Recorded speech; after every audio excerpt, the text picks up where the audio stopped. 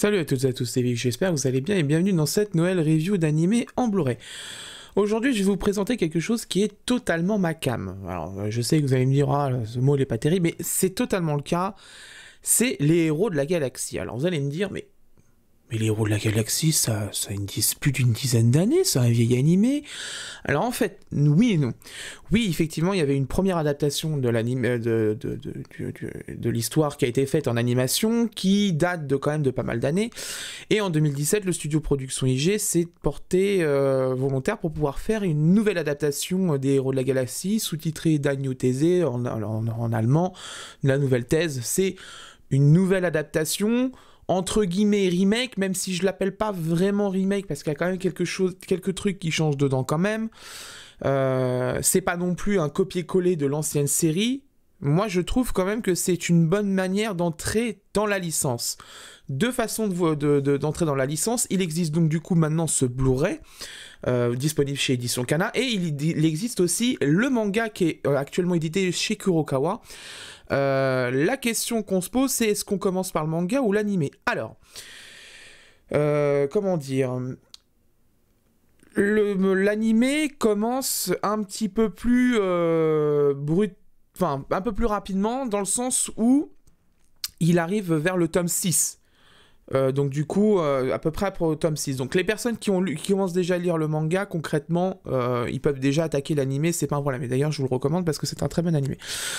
Donc du coup, donc voilà, donc le manga peut-être au début, après ça va être une question de choix, et surtout voilà, ça reste quand même, il y a pas mal de tomes à acheter déjà. Donc la porte d'entrée, il y en a deux, vous choisissez celle que vous voulez. Moi je vous recommande de toute façon les deux parce qu'elles sont complémentaires. Donc manga et animé, et comme ça vous serez bien. Pour tous les fans de Space Opera, etc., ça c'est vraiment le genre d'animé qu'il faut absolument voir. Donc on va parler aujourd'hui de ce Blu-ray, et on commence déjà par une chose qui est vachement cool.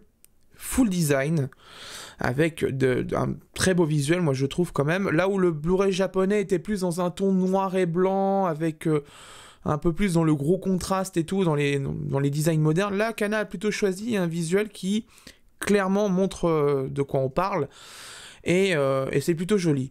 Le petit logo en bas, les héros de la galaxie, qui d'ailleurs on reviendra dans les sous-titres des épisodes, parce qu'il y a quelque chose à noter sur ce logo, vous verrez après, on en reparlera. Le sous-titre de la série, c'est la première partie de l'animé, parce qu'il y aura une deuxième partie qui va arriver après. Derrière, on a le speech de la série, le logo, etc. Deux hommes, deux destins, leur victoire influera le cours de l'histoire. C'est vrai que c'est une histoire assez unique, les héros de la galaxie, parce que là on est vraiment dans la grosse bataille galactique, vraiment pure et dure. On est dans la gestion, dans la bataille pure, en fait, tout simplement. Et c'est un très bel animé qui en plus est très bien écrit, avec des personnages qui sont aussi extrêmement bien écrits. C'est un animé que j'apprécie beaucoup d'ailleurs. Donc c'est une intégrale partie 1, épisode 1 à 12. Il y a une saison 2 qui est disponible, qui va sortir aussi de toute façon en Blu-ray. Au niveau des spécifications, on est sur 6 heures de programme environ en deux Blu-ray. 12 épisodes japonais stéréo avec le sous-titre français. C'est disponible chez Kana avec bien sûr la zone 2, tout public, etc. Alors tout public, je mettrais plutôt ça pour les 10 ans parce que quand même, mine de rien, c'est quand même compliqué à suivre les héros de la galaxie pour un enfant, même si certains sont assez précoces et peuvent comprendre des enjeux là-dedans. Quand même, moi je mettrais quand même la limite à 10 ans. Donc, on est sur une collection VSTFR Only, donc déjà, première chose qui va changer, c'est le visuel. Il change déjà au niveau de la face avant, et aussi au niveau de la face arrière. Vous avez vu que là, du coup, on a un visuel totalement différent, les captures d'écran sont différentes, donc c'est plutôt cool. À l'intérieur, visuel différent pour les disques, et ça, c'est vachement cool, et ils sont très jolis en plus.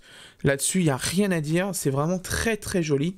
Derrière, je vais vous le sortir directement. Comme pour toutes les éditions VOSTFR Only, vous avez le visuel qui est dans l'ending de mémoire, si je me souviens bien. C'est le visuel de l'ending qui sert, c'est en gros le wallpaper défile comme ça, il y a les crédits, voilà, etc. C'est un très joli visuel, et surtout, au moins, il y en a un, n'est-ce pas, Kazé? Ça c'est un grand classique chez Kazé, que je le dis souvent, il devrait mettre un fond parce que quand même c'est vachement dégueulasse quand on arrive sur un fond blanc.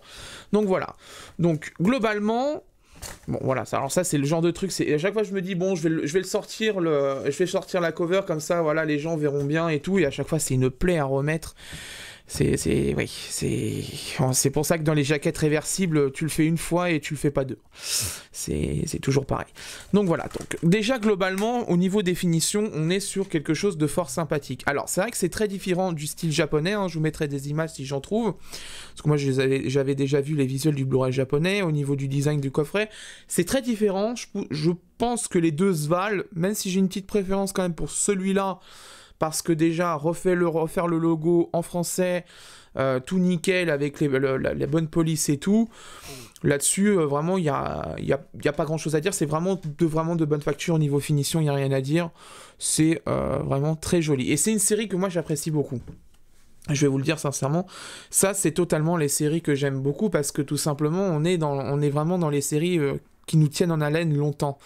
Donc ça c'est bien, parce que oui, c'est sûr que si on devait sortir la première série, la première version de l'animé en France, je pense que ce serait un petit peu long quand même, parce qu'il y a quand même pas mal d'épisodes à faire, et ça aurait été difficile. Là au moins cette nouvelle adaptation quand même est plutôt fraîche, plutôt bien réalisée. J'avais vu quand même le gros de la série sur ADN, donc c'est quand même vachement cool. Mais voilà, donc aujourd'hui on va parler du Blu-ray et on va aller faire tout de suite la partie technique de ce Blu-ray. On va regarder la qualité vidéo, audio, sous-titres, même si c'est ceux d'ADN et ils étaient très bons, donc on va quand même les regarder, c'est des retouches. Mais globalement, partie technique, c'est pour tout de suite, à tout de suite. Bien, par rapport au Blu-ray, je peux vous donner mon avis. En ce qui concerne la définition, c'est une définition de 1920 par 1080, FPS de 23,76, une compression en H264 et un débit vidéo qui avoisine la moyenne les 30 mégabits par seconde en moyenne sur les épisodes. Ça varie un petit peu. On va être cash tout de suite là maintenant. Le mastering côté japonais des Héros de la Galaxie a été catastrophique de A à Z. Sur beaucoup de forums blogs japonais spécialisés dans les sorties Blu-ray, les critiques ont été vraiment très virulentes. La raison, le grain dynamique a été ajouté sur la vidéo. Il sert beaucoup de cache-misère à une masterisation très mauvaise et pour preuve, les retards de notre édition française viennent des problèmes de fichiers vidéo reçus du Japon. Maintenant, la question qu'on se pose, c'est concrètement, qu'est-ce qu'il donne ce Blu-ray français? Parce que c'est vraiment la grosse question. Si le mastering japonais est déjà mauvais, qu'est-ce qu'il donne sur notre français? Eh bien, dans l'ensemble, nous sommes face au même problème que l'édition japonaise. Le grain dynamique est là, on peut pas l'enlever de toute façon, parce que si on l'enlève, on va arracher un paquet de détails. Là, on est obligé d'y être confronté. Alors, c'est pas non plus un grain énorme, comme on voit sur certains films des années 50-60. Là, c'est plus un grain numérique qui a été ajouté. Hein. Il est pas non plus ultra violent, mais il est suffisamment chiant pour la compression vidéo. Compression vidéo qui a un petit peu de mal, qui galère de temps en temps quand même là-dessus, avec la répartition du débit, elle est obligée de faire quelques choix, et il y a quand même, malgré ce grain qui a été ajouté par les Japonais, quelques petites traces de color banding sur le marron spécifiquement, et ça, là-dessus, pourquoi avoir ajouté un grain pareil au master? Je comprends pas, parce qu'il ne résout pas tous les problèmes qu'il y a sur ce master, c'est-à-dire qu'il était là pour corriger les problèmes de color banding, et il les corrige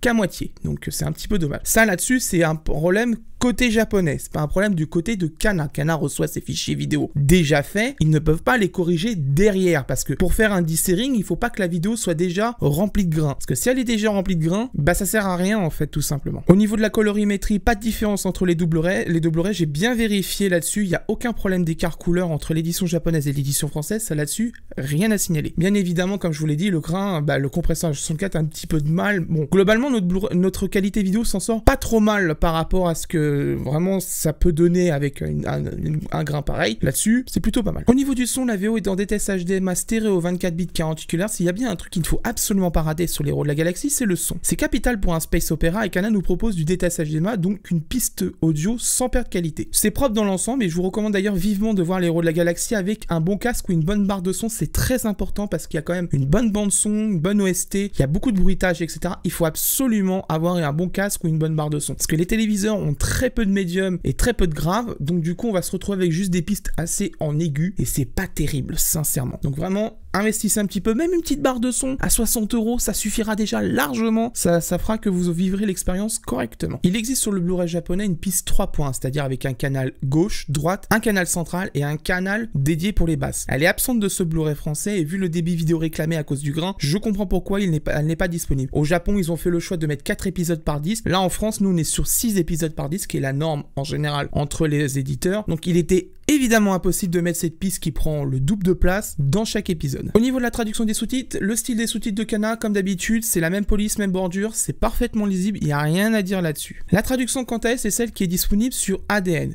et globalement, c'est une pépite. La hiérarchie entre les différents personnages est parfaitement respectée, idem dans la manière dont certains personnages se parlent entre eux. C'est-à-dire que par exemple, quand on est en pleine gestion de ses troupes, on va pas parler de la même manière à un ami que dans la sphère privée. C'est différent. On est plus tendance à être familier quand on est seul que quand il y a justement notre armée qui est juste en face de nous et qu'on est obligé de faire du commandement pur. Donc on va pas parler de la même manière. Et ça, c'est vraiment respecté dans les sous-titres et ça, c'est vraiment cool. Mais il y a un autre truc qui est agréable dans ce Blu-ray, c'est l'intégration du français dans la vidéo. Bon, de base, Kana traduit les staffs des openings et endings. Ça, il n'y a pas de problème. Mais ce qui est bien aussi là-dedans, c'est que tous les cartons, vous savez, les petits commandants, etc., avec leur grade et où ils sont affectés, etc., tout est traduit en français, intégralement. Et ça, c'est vraiment génial. Parce que le problème sur les versions simulcast, 3/4 du temps, souvent, on peut pas les mettre dans les sous-titres parce que si on les met qu'il y a un dialogue en même temps, il est impossible au niveau du CPS de pouvoir l'afficher. Ou alors, il faudrait faire une double ligne en haut et c'est crade. Faut être très honnête, c'est vraiment très crade. Là, avec une intégration faite en After Effects, c'est possible. Tout est en français, le japonais est remplacé en français et du coup, c'est parfaitement lisible. C'est nickel. Il y a vraiment eu un énorme travail d'intégration du français là-dedans. Cette édition Blu-ray respire vraiment le travail bien fait et ça, c'est cool. On passe au plus et au moins de la série. Alors, les plus. Bonne piste son. Là-dessus, comme je l'ai déjà dit, un space opéra se mérite d'avoir une bonne piste audio et c'est le cas. Donc, je vous invite vraiment à avoir le matos quand même pour profiter de cet animé là-dessus. C'est important. Excellente traduction là-dessus, j'ai rien à dire. Le traducteur fait vraiment le boulot et j'ai vraiment absolument rien à dire sur ces choix qui ont été faits. C'est vraiment très bien traduit. Vraiment, on sent que de toute façon, la personne qui a traduit a aimé l'animé. Il n'y a pas de doute là-dessus. L'intégration du français, et ça, merci et heureusement que ça a été fait parce qu'il y a tellement de cartons, notamment sur l'épisode 1 pour présenter toutes les personnes, tous les grades, etc. C'est vraiment nécessaire de le faire. Tous les noms de navires, etc. Il faut le faire correctement parce que des fois, c'est impossible de l'afficher sur une ligne de sous-titres toute seule s'il y a un dialogue qui est déjà en cours. Là, c'est intégré directement dans la vidéo et c'est un confort mais incroyable. Vraiment, je le dis, c'est du bonheur. La qualité vidéo qui est correcte, on va passer au moins pour ce point-là. Mais il reste encore quelques traces de color banding, malheureusement. Ça, c'est le problème du mastering fait avec des bouts de ficelle. C'est-à-dire qu'on a fait un super animé, mais derrière, on n'a pas voulu mettre du budget pour un master correctement. Et ça donne du coup les héros de la galaxie de cette saison. C'est vraiment décevant parce que là-dessus, le côté master japonais ne suit même pas d'un point de vue qualité. On aurait pu se dire, c'est parce que Kana, ils ont fait n'importe quoi, ils ont sous-traité ça à n'importe qui. Ben non, parce qu'en fait, le Blu-ray japonais est dans le même état, en fait. Il y a le même grain dégueulasse qui a été ajouté. Il y a les traces de color banding, donc concrètement on est sur un quasi identique en fait. On a un petit peu moins de débit sur certaines scènes, là où le Blu-ray japonais, vu qu'ils ont que 4 épisodes par disque, ils en ont un petit peu plus. Voilà, c'est des choix de merde qui ont été faits côté japonais, et ça là-dessus, il suffisait juste à l'époque quand le Blu-ray est sorti, le premier Blu-ray est sorti, de checker les sites fans de Blu-ray au Japon. Il suffisait de voir les critiques qui ont été faites là-dessus, c'était vraiment une boucherie, et ça y allait pas avec le dos de la cuillère, hein, très sincèrement. Et l'autre point dans les moins, bah, un peu de goodies, hein, ça va se répéter de toute façon dans toutes les éditions VOSTFR. Je trouve quand même que là, les héros de la galaxie auraient nécessité au moins un poster, franchement, parce que ça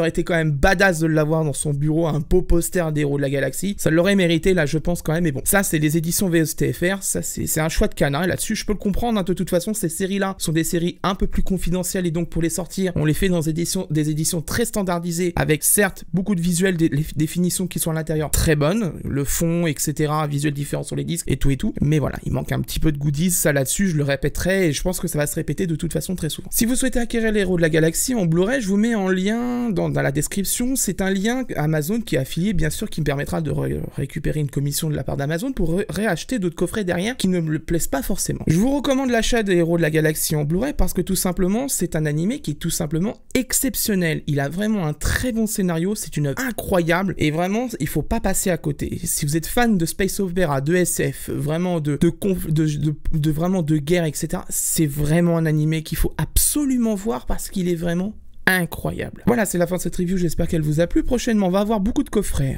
City Hunter, le coffret collector du film Private Eyes, Decadence, Yu Yu Hakusho s'il sort un jour. Donc les héros de la galaxie, ça s'est fait maintenant, hein, du coup il était dans ma liste. Lupin 3 The First, il a été décalé, j'attends de voir la nouvelle date d'expédition des coffrets. Shinsekai Yori, Shirobako, qui sont pour l'instant pas encore sortis, devaient sortir le 1er septembre, j'ai toujours rien eu, et des côtés Anime Store c'est pareil, il n'y a rien du tout. Donc je pense que Dybex ne va pas tenir ses engagements au niveau des sorties. Donc voilà, donc globalement il y a quand même beaucoup de coffrets qui vont arriver, vous inquiétez pas, de toute façon n'hésitez pas à vous abonner sur la chaîne et de mettre la cloche et de me suivre sur les réseaux sociaux, les liens sont dans la description, c'est très important, notamment Twitter parce que c'est là-bas que je mets en général à jour la liste des Blu-ray qui vont arriver en review. Quant à moi je vous laisse et d'ici là portez-vous bien, ciao.